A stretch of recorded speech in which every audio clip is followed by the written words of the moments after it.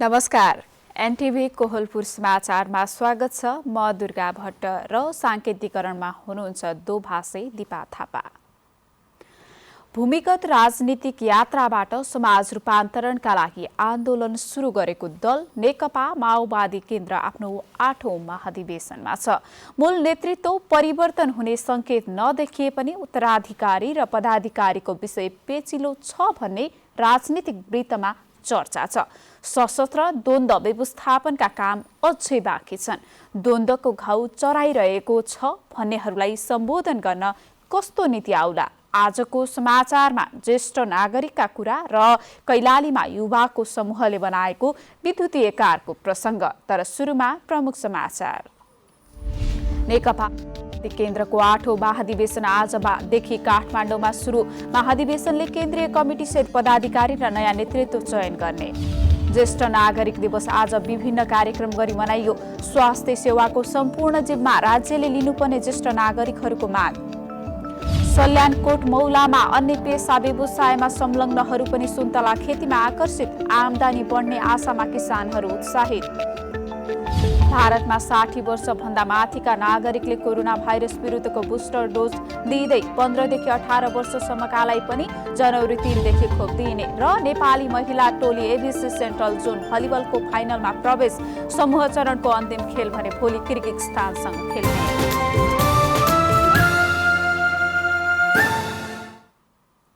समाचार अब विस्तारमा।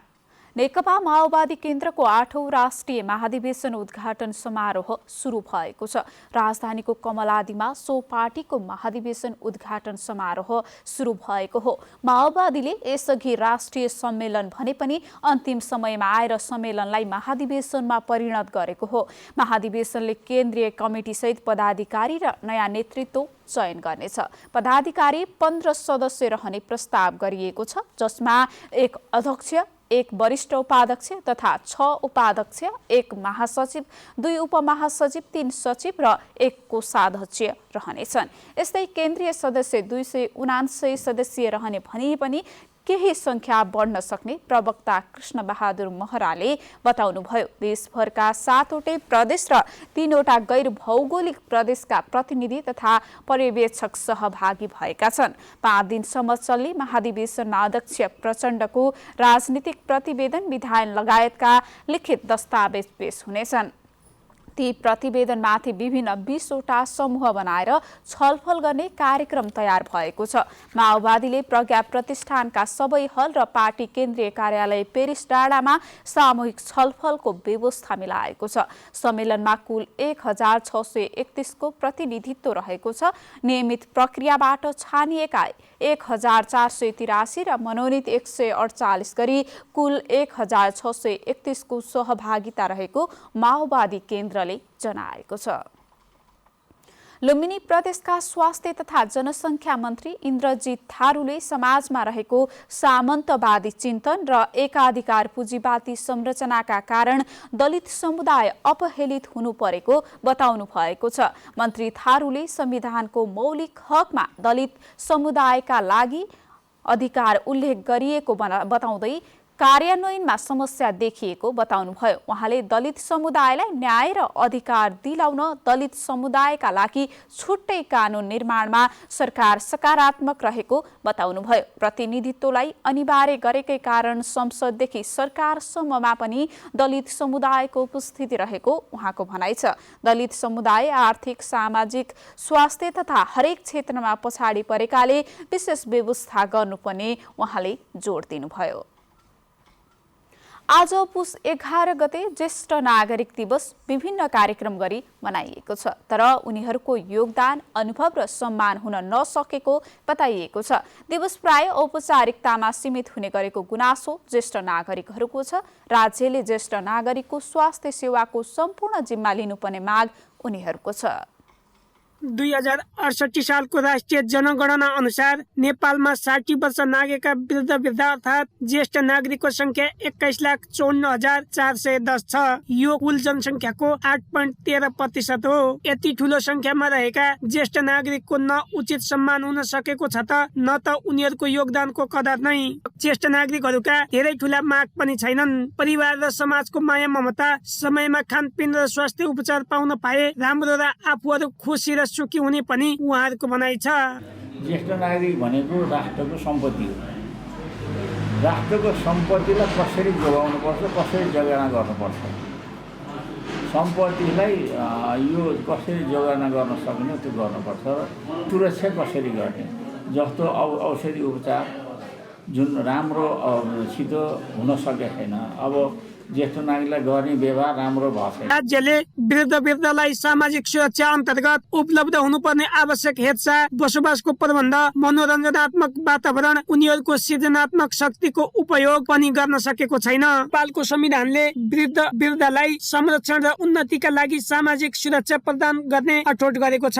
वृद्ध वृद्धको जीवनलाई सहज र सुरक्षित सम्मानित बनाउन ज्येष्ठ नागरिक नीति, कार्यनीति तथा दीर्घकालीन अवधारणा, ज्येष्ठ नागरिक कार्य योजना समेत सरकारले लागू गरेको छ।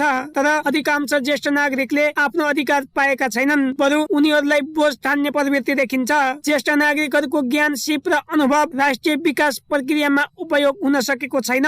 ज्येष्ठ नागरिक राज्यका अभिभावक हुन्, तर सार्वजनिक यातायातका सवारी साधनमा तोकिएको 50% छुटको व्यवस्था पनि हालसम्म नपाएको गुनासो समेत कायमै छ। सेवा गर्ने यताउता हिँड्दा छोट हामी बुढाबुढी छौँ, छोट पैसा दिने आदि दिउने होइन त। हाम्रो कमाइ छैन, दिए वगेर छोराछोरी सरकारले नत्र के थर्क हाम्रो पेन्सन छैन।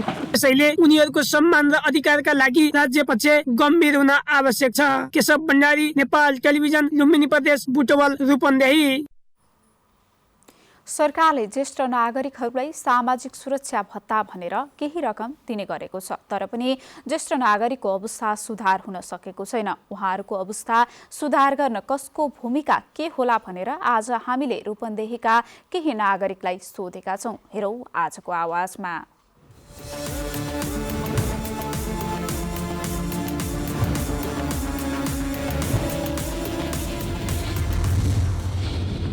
ज्येष्ठ नागरिकका छोराछोरी बुहारीहरूले चाहिँ कम्तीमा मिठो बोलिदिने होइन, उहाँलाई माया गर्ने, उहाँलाई रुचिको खान दिने, सबैभन्दा मिठो बोलिदिने होइन, त्यो गर्दा एकदम खुसी लाग्दो रहेछ। अनि त्यसपछि यो सरकारले चाहिँ एकदम दायित्व हो सरकारको ज्येष्ठ नागरिकहरूलाई होइन, उहाँहरूलाई उपचार गर्नदेखि लिएर खाना, उहाँहरूको स्वास्थ्यहरूको लागि जम्मै हेर्ने चाहिँ सरकारको दायित्व हो। हामीले ज्येष्ठ नागरिक आफ्ना आमाबालाई माया प्यारसितै जसरी हामीलाई बच्चामा माया प्यार गर्नुभयो त्यसरी नै प्यार गरेर उहाँहरूलाई हामीले सम्मानको साथमा उहाँहरूले चाहेका चिजहरू खुवाउने, दिने, लिने सबै गर्नुपर्छ। वृद्ध अवस्था जन्मेपछि जो कोहीले पनि एकपटक त्यो अवस्थामा पुग्नुपर्छ भनेर पहिलेदेखि चाहिँ हामीले के गर्नुपर्छ त भन्दा सोच विचार पुर्याएर अगाडि बढ्नुपर्छ र ताकि भोलि गएर हामीहरूलाई हाम्रा सन्ततिले दुःख सम्झेनन् भने अथवा हामी दुःख पायौँ भने हामीहरू यसरी जीवनयापन हामी बाँचुन्जेल गर्न सकिन्छ भन्ने बन्दोबस्त सक्नेले यो बेलैमा गर्नुपर्छ र नसक्नेको लागि चाहिँ राज्यले चाहिँ स्थानीय सरकारले यो व्यवस्था मिलाउनुपर्छ। राज्यले पनि अब स्थानीय सरकारले विशेष गरेर विभिन्न स्थानहरूमा कम्तीमा पनि टुक्रा टुक्रा 10-15 कट्ठा अथवा 1 बिघा जमिनमा त्यस्तो व्यवस्थित तरिकाले त्यस क्षेत्रका वृद्धहरूलाई चाहिँ दुःख पाएको अवस्थामा ल्याएर सम्मान गर्ने चाहिँ स्थल बनाउनुपर्छ। नाति नातिना देश विदेशकाले सम्मान गरून्, हेला कहिले नगरून्, सार सम्हार गरून्, सुखी जीवन आनन्द होस्, दुःख शान्ति होस्, आमालाई राम्रोसी हेरुन्, छोराछोरी पाइयो, दुःख हुर्काइयो, हामीलाई पनि दुःख नपरोस्, दुःख परे पनि हजुरहरूको सेवा आज सुन्न पाइयो। बाबुआमाले के खोजेका छन् त्यो बुझ्दिउन् भनेको मानुन्, पैसा कमाउनु भनेर एकदमै उ गरेर नलागुन् विदेश गएर पैसा कमाउँछ नभनौँ के खान्छन् कहाँ जाने मन छ त्यो बुझुन् सबैको छोराछोरीहरूले। छोराछोरी नाति नातिना यत्रा धेरै छन्। हामीलाई माया गर्ने, हामी बुढाबुढीलाई हेला नगरिदिने, लाउन खान दिने, मिठो दिने, अब ईद विवाह हुन्छ, अब त्यही चाहन्छौँ नि हामीले त। हामी खुसी हुन्छौँ त्यति भएपछि, अरू के भन्नु छ र, त्यति गर्दै हुन्छ।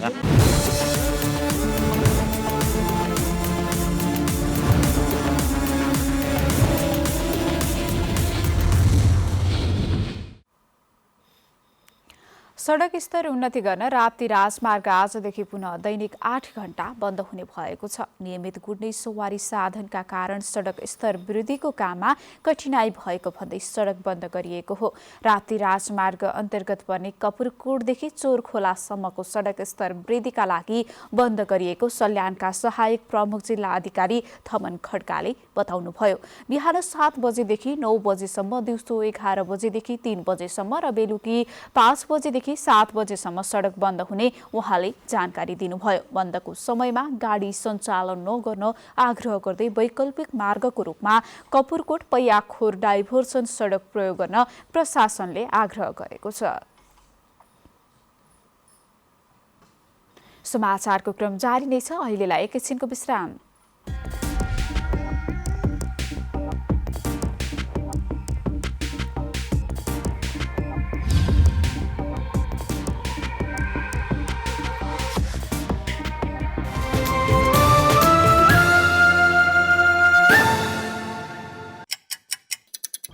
हर घडी हर प्रहर,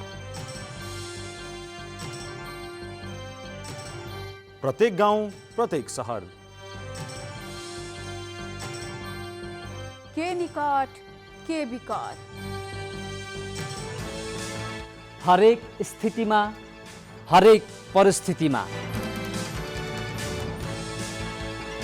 नीति विधि र प्रतिनिधिका कुरा, प्रकृति संस्कृति र प्रविधिका कुरा, हाम्रो समाचार, तथ्य, सूचना, निष्पक्ष विचार, हाम्रो अभिभारा, तपाईको सूचनाको अधिकार।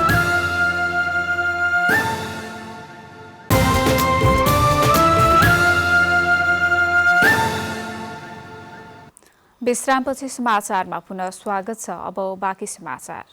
कैलालीमा युवाहरूको समूहले नयाँ विद्युतीय कारको निर्माण गरेका छन्। आर्थिक समस्याका बावजुद पनि यो प्रयासको सुरुवात गरेको भन्दै उहाँहरूले आगामी दिनमा कुनै निकायबाट सहयोग प्राप्त भए थप सुविधा सहितका कारहरू बजारमा ल्याउने योजना रहेको बताएका छन्। कैलालीको धनगढीका 4 जना युवाले विद्युतीय कार अल्फासारको निर्माण गर्नु भएको छ। कैलालीको धनगढीमा रहेको एक्सिस विद्याश्रमको कक्षा 10 मा अध्ययनरत ऋषिकेश थापा, रोहित ऐर, आदित्य जोशी र सक्षम रेग्मीले विद्युतबाट सञ्चालन हुने कार निर्माण गर्नु भएको हो। सबभन्दा मेन हामी चाहिँ थ्योरिटिकल्ली नै उ भएको थियौँ कि ल यस्तो बनाउनु पर्छ उ गर्नुपर्छ भनेर थ्योरिटिकल्ली नै स्टार्टअप गरेको हामीले।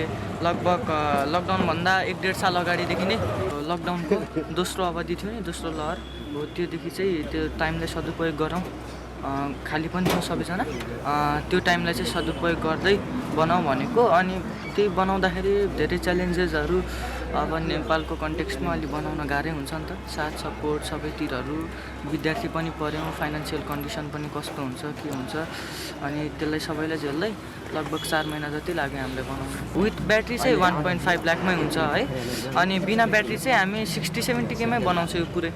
मान्छेलाई ठूला सपना देख्न र त्यसलाई साकार पार्न उमेरले आर्थिक अवस्थाले छेक्दैन भन्ने एक उदाहरण हुनु भएको छ उहाँहरू। 15-16 वर्ष उमेर समूहका उहाँहरूले बजारमा अहिले पेट्रोलले चल्ने कार मात्रै भएका बेला आफूहरूले विद्युतीय कारको निर्माण गरेको बताउनु भएको छ। एउटा इलेक्ट्रिक भइहाल्यो हैन, अब नेपालमा चाहिँ बिजुली बढी उत्पादन हुन्छ, पेट्रोलियम र त डिजेल त सही छैन हैन, त्यो हामीले बाहिरबाट आयात गर्नुपर्छ र त्यो चाहिँ हाम्रो एकदमै मेन बिग पोइन्ट भइहाल्यो हैन।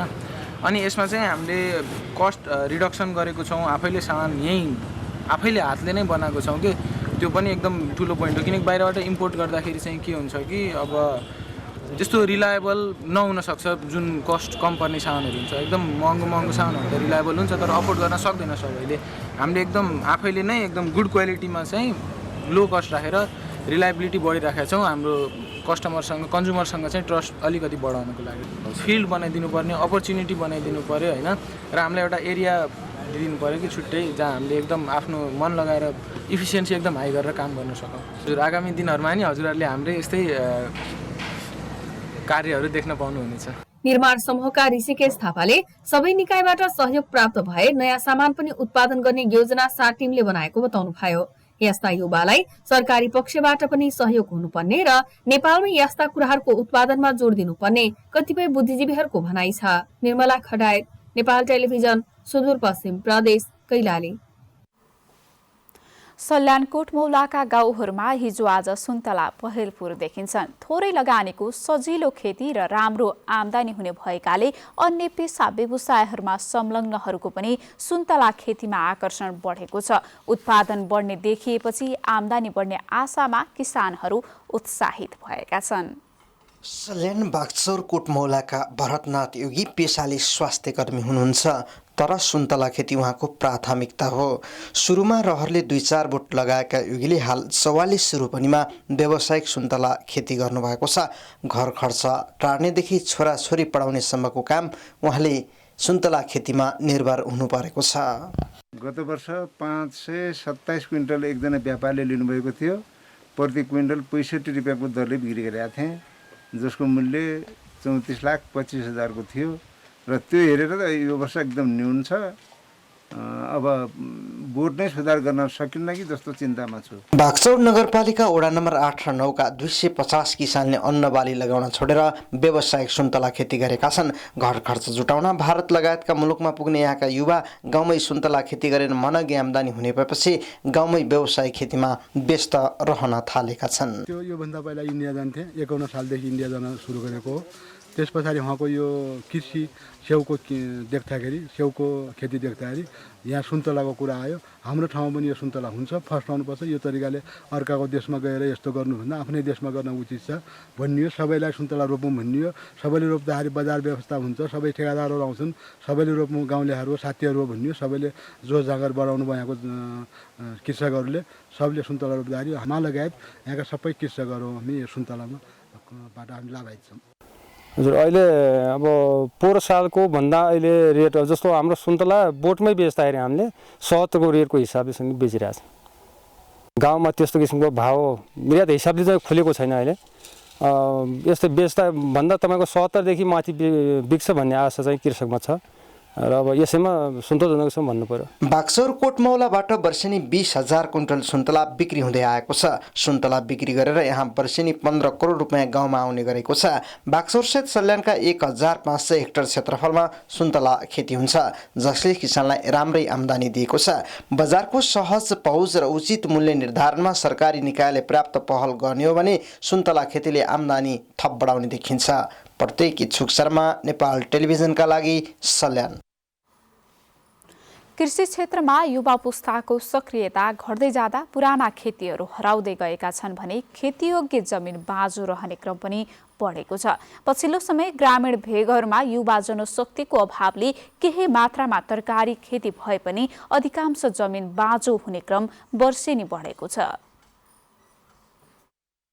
पछिल्लो समय पहाडी जिल्लाहरूमा युवा जनशक्तिको अभावले गर्दा कृषि क्षेत्र प्रभावित भएको छ। युवा पुस्ताले अध्ययन तथा रोजगारीको सिलसिलामा गाउँ छाड्ने गरेका कारण गाउँमा कामदारको अभाव देखिएको किसानहरूको भनाइ छ। गाउँका जो अरू पढे लेखेका अथवा युवा उहरू विदेश पलायन भए, त्यस हुँदाखेरि अब बुढापाकाले के गर्ने त? बाँदरले त गरी खानै दिन्न। अब खेताएर त बुढाहरूले आएर कसले काम गर्ने? बुढापाकाले। अब बाँदरले केही गरी खान छैन त अब कसो गर्ने? त्यस हुनाले सबै पलायन भएको अर्थ यही हो। दुःख भएर त होला के रे, अल्छी भएर। अब समय सबैलाई सुख चाहिने, बुढाबुढीले मात्रै नभ्याउनी नसक्ने हुँदाखेरि सबै पढ्ने भए, जागिर खान गए, बुढाबुढीको उपाय लाएन, छोडियो।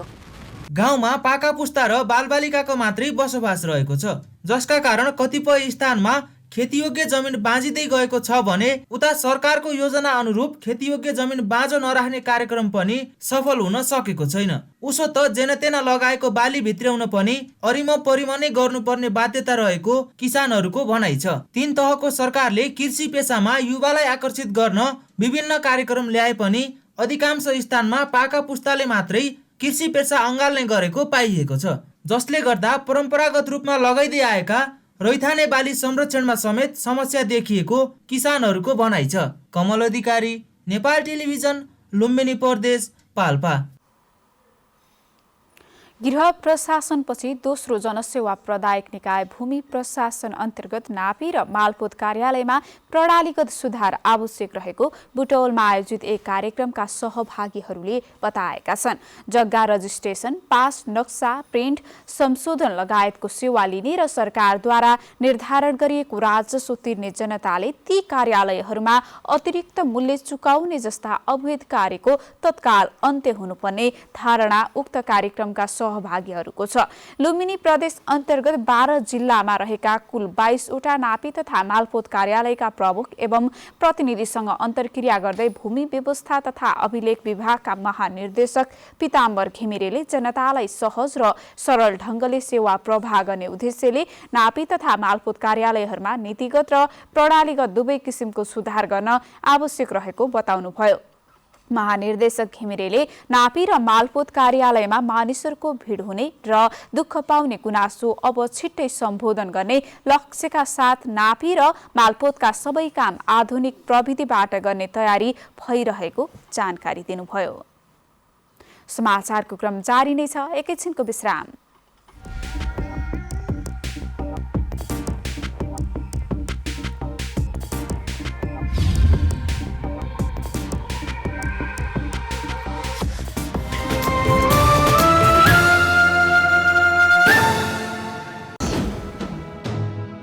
समावेशी आवाज, समावेशी चरित्र,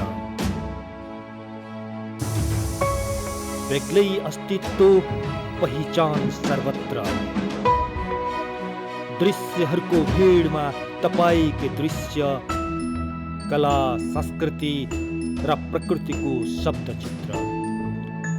अनुहारहरूको भीडमा तपाईकै अनुहार, अनेक नेपालीको एक अनुहार। एनटिभी कोहलपुर।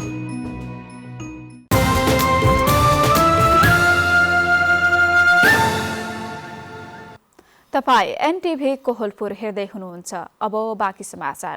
पछिल्लो 24 घण्टामा 213 जना कोरोना भाइरसका संक्रमित थपिएका छन्। 7180 जनामा आरटीपीसीआर परीक्षण गरिएकोमा 213 जनामा कोरोना संक्रमण पुष्टि भएको स्वास्थ्य तथा जनसङ्ख्या मन्त्रालयले जनाएको छ। त्यस्तै 2497 जनामा एन्टिजेन परीक्षण गरिएकोमा 6 जनामा कोरोना संक्रमण देखिएको छ। पछिल्लो 24 घण्टामा 283 जना कोरोना मुक्त भएको स्वास्थ्य मन्त्रालयले जनाएको छ। यसैगरी सोही अवधिमा 2 जना संक्रमितको मृत्यु भएको छ। यो सँगै नेपालमा कोरोनाबाट मृत्यु हुनेको संख्या 11,585 पुगेको छ। यसैगरी देशभर हालसम्म 4,906 जना सक्रिय संक्रमित रहेको स्वास्थ्य तथा जनसङ्ख्या मन्त्रालयले जनाएको छ। त्यस्तै पछिल्लो 24 घण्टामा 76,330 जनाले कोरोना विरुद्धको खोप लगाएका छन्। अब अन्तर्राष्ट्रिय समाचार।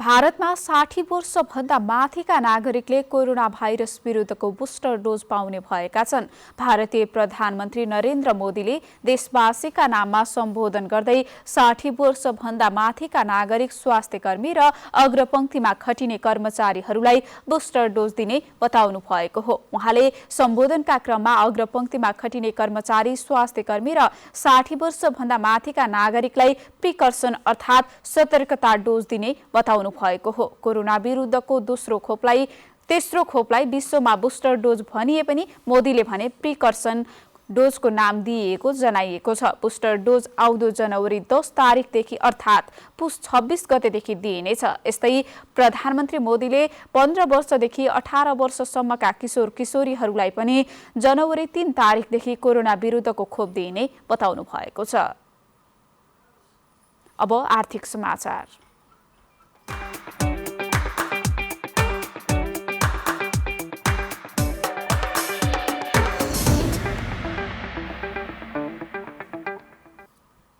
साताको पहिलो दिन शेयर बजार उच्च अङ्कले बढेको छ। शेयर बजार परिसूचक नेप्से आज 71.2 अङ्कले बढेर 2591.42 बिन्दुमा पुगेको छ। आज जलविद्युत र फाइनान्स बाहेक सबै समूहका शेयर बढेका छन्। आज बीमा समूहको शेयरमा हरियाली आएको छ। जीवन बीमा समूहको शेयर झण्डै 1000 अङ्क र निर्जीवन बीमा समूहको शेयर 907 अङ्कले बढेको छ। आज 18 वटा बीमा कम्पनीको शेयर 10% ले उकालो लागेको छ। यस्तै आजदेखि कारोबार सुरु भएको मध्य भोटेकोशी जलविद्युतको शेयरमा पनि सकारात्मक सर्किट लागेको छ। समग्र बजार बढे पनि गोर्खाज फाइनान्सको शेयर 5.5% ले घटेको छ। आज 231 कम्पनीका 86,01,000 किता शेयर 5 अर्ब 17 करोड रुपैयाँमा कारोबार भयो। सबैभन्दा धेरै नबिल बैंकको 32 करोड रुपैयाँको शेयर किनबेच भएको छ। अब खेलकुद समाचार।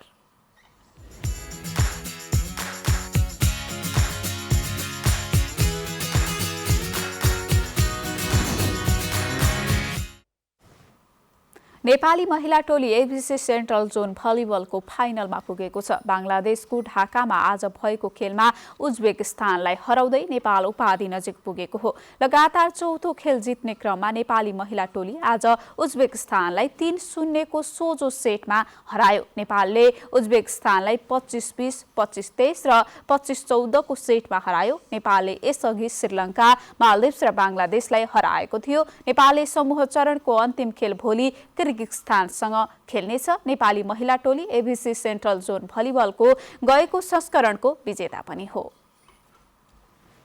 प्रधानमन्त्री कप राष्ट्रिय महिला टी20 क्रिकेटको उपाधि सशस्त्र प्रहरीको एफएफ क्लबले जितेको छ। धनगढीको फाप्ला मैदानमा प्रदेश नम्बर 1 लाई 7 विकेटले हराउँदै एफएफले उपाधि जितेको हो। प्रदेश नम्बर 1 ले दिएको 68 रनको लक्ष्य एफएफले 14 ओभर 2 बलमा मात्रै 3 विकेट गुमाएर भेट्टायो। उपाधिसँगै एफएफले 5 लाख रुपैयाँ पुरस्कार पाएको छ। प्रतियोगितामा 8 टोली सहभागी भएका थिए। अब मौसम।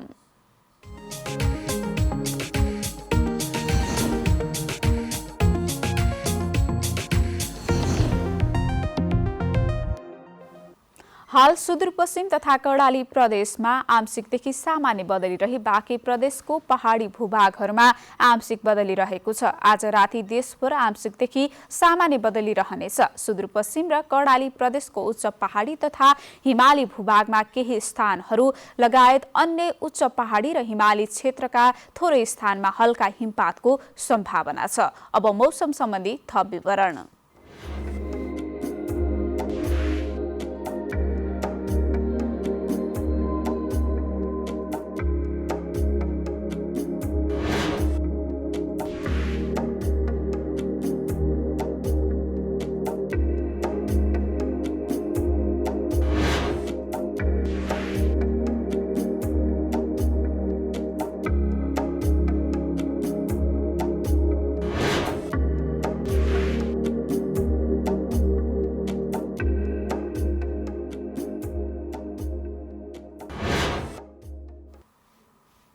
समाचारको अन्त्यमा प्रमुख समाचार पुनः एकपटक। नेकपा माओवादी केन्द्रको 8औं महाधिवेशन आजदेखि काठमाडौँमा सुरु। महाधिवेशनले केन्द्रीय कमिटी सहित पदाधिकारी र नयाँ नेतृत्व चयन गर्ने। ज्येष्ठ नागरिक दिवस आज विभिन्न कार्यक्रम गरी मनाइयो। स्वास्थ्य सेवाको सम्पूर्ण जिम्मा राज्यले लिनुपर्ने ज्येष्ठ नागरिकहरूको माग। सल्यानकोट मौलामा अन्य पेसा व्यवसायमा संलग्नहरू पनि सुन्तला खेतीमा आकर्षित। आमदानी बढ्ने आशामा किसानहरू उत्साहित। भारतमा 60 वर्षभन्दा माथिका नागरिकले कोरोना भाइरस विरुद्धको बुस्टर डोज दिँदै 15 देखि 18 वर्षसम्मकालाई पनि जनवरी 3 देखि खोप दिइने। र नेपाली महिला टोली एबिसी सेन्ट्रल जोन भलिबलको फाइनलमा प्रवेश। समूह चरणको अन्तिम खेल भने भोलि किर्गिस्तानसँग खेल्ने।